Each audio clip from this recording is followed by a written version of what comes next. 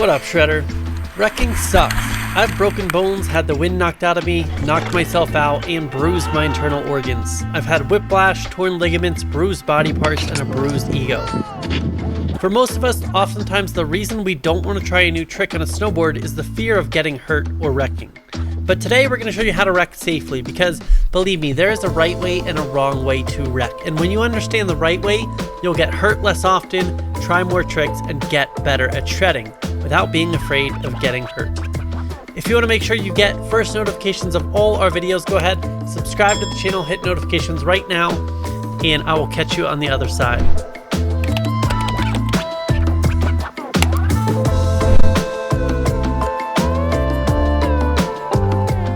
For anyone who has ever strapped in on a snowboard, you know that wrecking is an inevitability. It's not a matter of when we will wreck, but how. And if you know just a couple tips, you can drastically increase the chances that wrecking won't actually hurt you enough to stop shredding.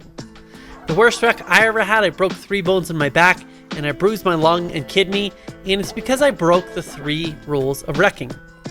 Rule number 1 is keep your hands to yourself. The most common snowboard injury, especially in beginners, is a wrist fracture. That's because beginners go to fall over and they stick out their weak, brittle wrists, which snap like twigs falling from even a few feet up. I know because I've done it. In 2006, I broke my wrist on a backyard jump.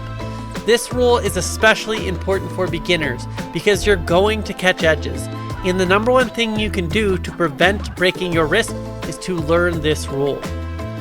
The highest rate of injury with snowboarders is among young and experienced female snowboarders who catch their edges. So wrists are weak. Butts, hips, and backs are much stronger.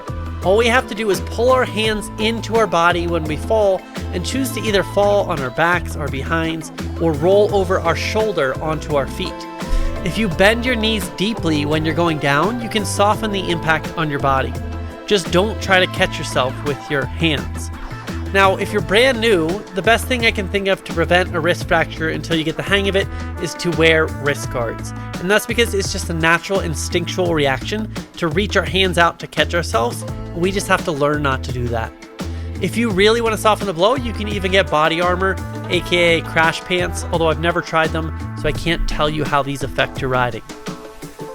Rule number 2 is wear a helmet.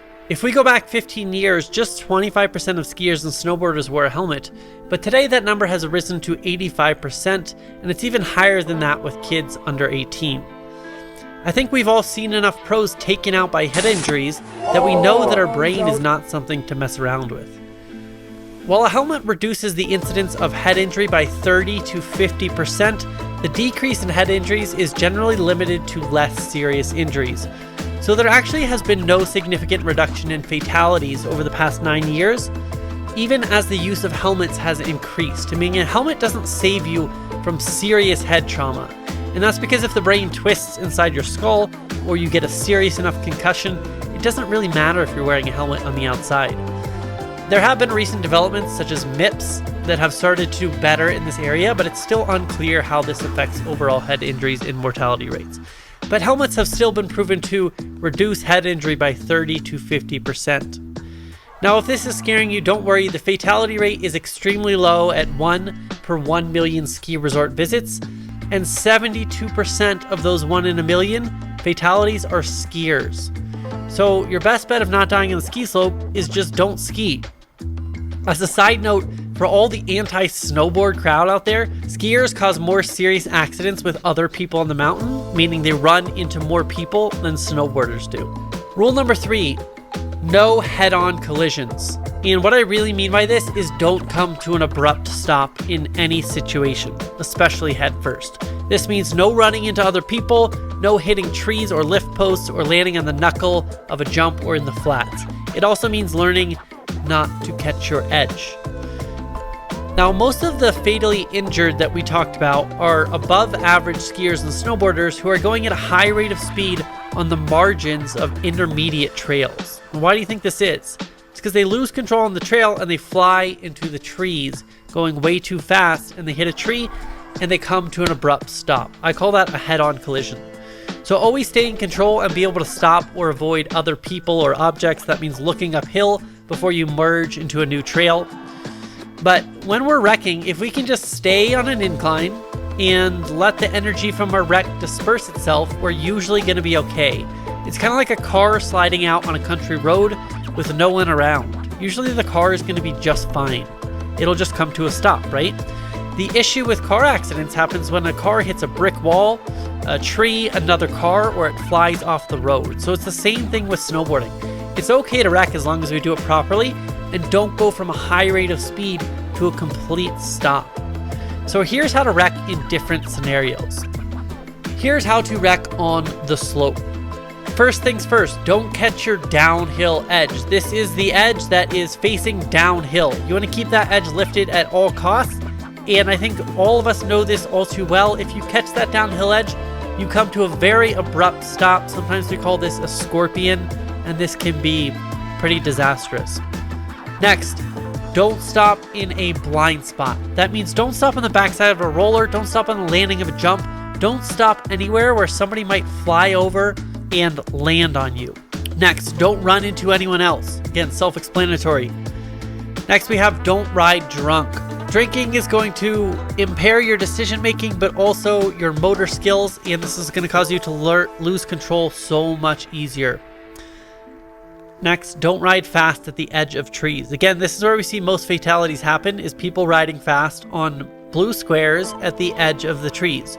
So if you're riding super fast down the run, try to do it in the middle of the run, or ride in the trees, but riding at the edge of the trees where you're riding too fast for trees, but then you fly into them, that's when you are in real danger. And lastly, don't ride drunk near the trees. The combination of the last two, I have a friend with a metal plate in his face, and he may or may not have been doing this when it happened. So keep in mind that only 21.8% of snowboard injuries occurred in the terrain park, so most injuries are going to happen out on the slope. Next, we have how to wreck on jumps. The first thing is land on your feet first. This just means try not to land directly on your back like I did. Don't catch an edge going off the lip, which is what I did. Don't land on the knuckle, which is what I did. Okay? If you can avoid those things, you're going to avoid coming to an abrupt stop. Again, the rules apply on jumps. Next, we have don't overshoot the jump, because we want to use that landing to disperse our energy. If we overshoot the jump, again, we're coming to a direct stop where all of our energy is going into one point. Get your speed right and land in the actual landing. And that means if you do wreck, usually the landing is going to take away a lot of that force and you're going to be okay.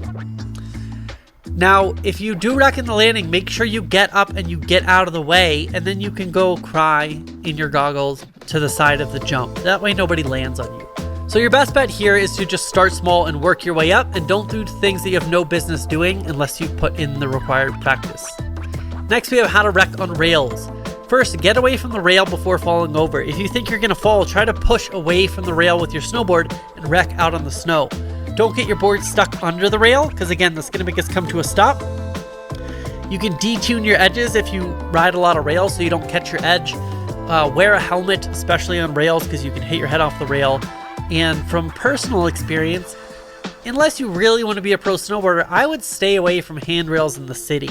That's because they're on concrete steps, and it hurts a lot more than in the snowboard park when you wreck on these.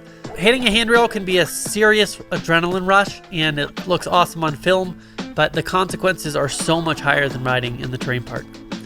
Now, if you're on the mountain and you or a friend do get seriously injured, there's emergency help at the bottom of the mountain, and you can use emergency phones to call and have a ski patroller come save you.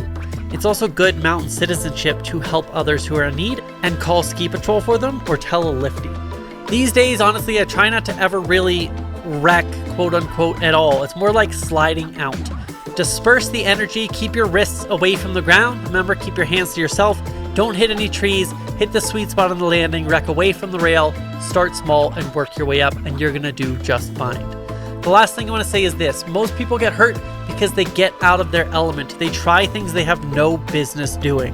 They abide by the motto, go big or go home, and they end up going home on a stretcher. You have to start small and progressively work your way up. Don't try to hit big jumps before mastering the medium jumps. Don't try to hit a huge rail if you can't even hit a box. Don't charge through the trees if you can't even carve down an open run. Ride at the edge of your abilities rather than beyond your abilities, and you'll get better every time you ride. Before you know it, you'll be shredding with the best of them. That's all for today. Peace out, Shredder.